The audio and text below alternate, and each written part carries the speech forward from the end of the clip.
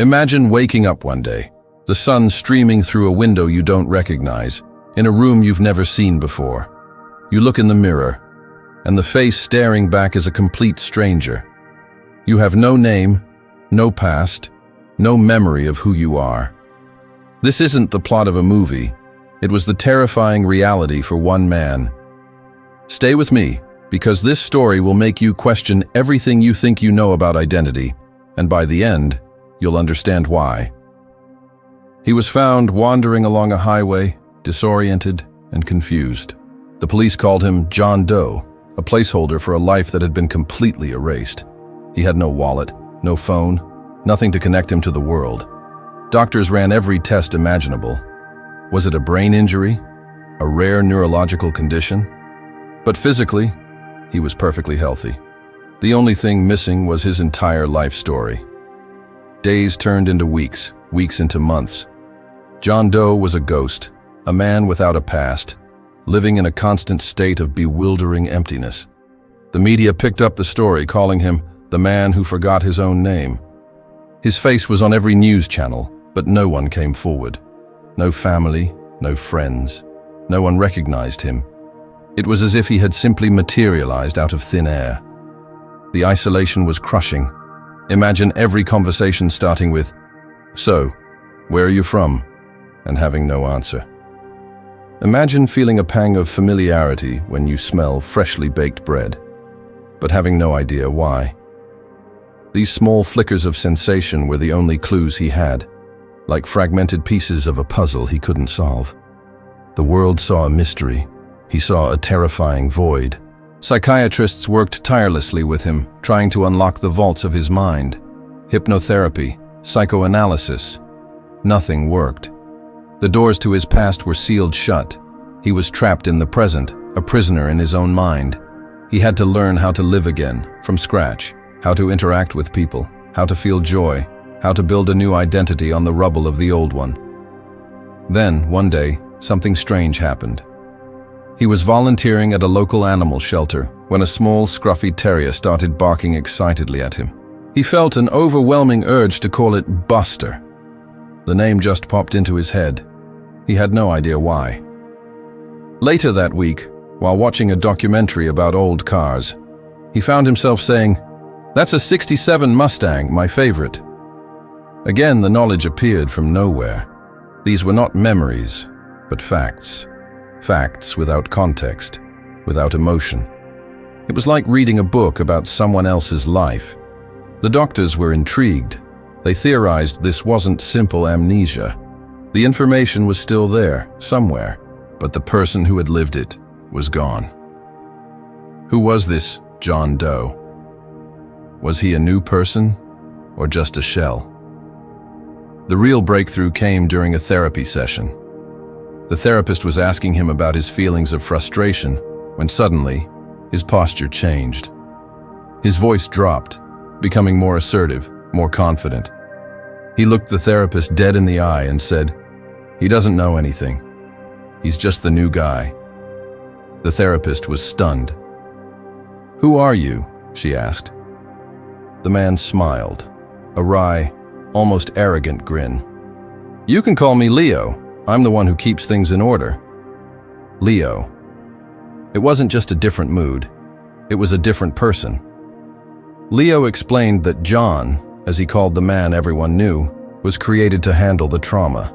That the original person, the one whose life had been shattered, couldn't cope. Leo was a protector. This was the first glimpse into the diagnosis. Dissociative Identity Disorder, or DID. It's a complex condition, often stemming from severe childhood trauma, where the mind creates different identity states, or alters, to handle experiences the primary personality cannot. John Doe wasn't just one man. He was a system of different people living in one body. This revelation was both terrifying and liberating. He wasn't crazy. His brain had done something extraordinary to protect itself. Over the next few months, more alters began to emerge. There was Sam, a frightened little boy who would only come out when he felt scared, clutching a non-existent teddy bear. He held the memories of the trauma. There was Chloe, a teenage artist who expressed her feelings through vibrant, chaotic paintings. She was the one who remembered the smell of bread from a bakery near her childhood home. Leo, the protector, acted as the gatekeeper. He decided who would front or take control of the body and when. He explained that the original identity, the man whose name was still a mystery, had experienced something so horrific that he had shattered. John was created as a blank slate, a way to start over, free from the pain. Leo, Sam, and Chloe were fragments of the original, each holding a different piece of the puzzle, the logic, the fear, the creativity. The journey now shifted from finding his old name to understanding his new reality. Therapy became a meeting of the minds, literally. The therapist worked with Leo to establish communication between the alters. They used journaling, where each alter could write down their thoughts and feelings, creating a dialogue within their shared consciousness. It was a slow, painstaking process. John had to learn to coexist with the others. He had to accept that he was not alone in his own head. One day, while Chloe was painting, she drew a house, a specific house, with a red door and a large oak tree in the front yard. Sam, seeing the drawing, started to cry. Leo, trying to maintain control, explained that this was the bad place. Through a combination of Chloe's art and Sam's fragmented emotional reactions, a picture of the past began to form. It was a story of profound neglect and emotional abuse, a childhood spent in isolation. The original trauma wasn't one single event, but 1,000 small cuts that had finally broken the original personality. His mind had created John Doe to escape a life that was too painful to remember. For John, this was a revelation. His amnesia wasn't a loss. It was a defense mechanism. It was an act of self-preservation of the highest order. And what about his name? One afternoon, John was looking through a box of old donated books. He picked one up, a worn copy of The Adventures of Tom Sawyer. As his fingers traced the name on the cover, a wave of something, not quite a memory, but a deep, resonant feeling of rightness, washed over him. He whispered a name. Mark. It felt right. Leo later confirmed it. Mark was the name of the original, the boy who loved adventure stories before his own life became a nightmare. He hadn't just forgotten his name, he had shed it, along with the pain attached to it. Finding it again wasn't about reclaiming the past, but about understanding the origin of his present. Mark, or rather the system of alters including John, Leo, Sam, and Chloe, chose not to reclaim his old life. The past was too broken. Instead, they decided to build a new life together. They are a we, not an I. They work together, a team living in one body, navigating the world. John is the face they present to the world, the calm host. Leo manages their daily life and safety. Chloe brings beauty and art into their world, and they all work together to comfort and protect Sam. Their journey is far from over. Living with DID is a lifelong process of integration and cooperation.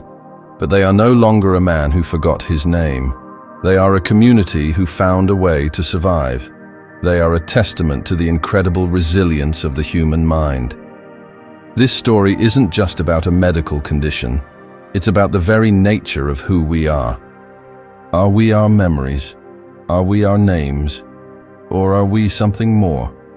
The story of Mark and his alters shows us that identity is fluid, complex, and that survival can take forms we can barely imagine.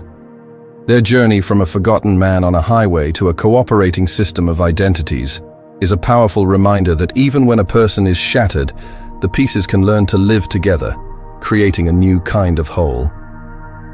If this story has moved you, if it has made you think, then our journey together has just begun. There are countless stories like this, hidden in the quiet corners of the world, waiting to be told.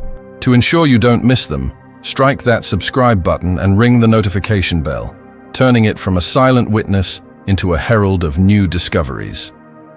And now, I want you to become part of this story.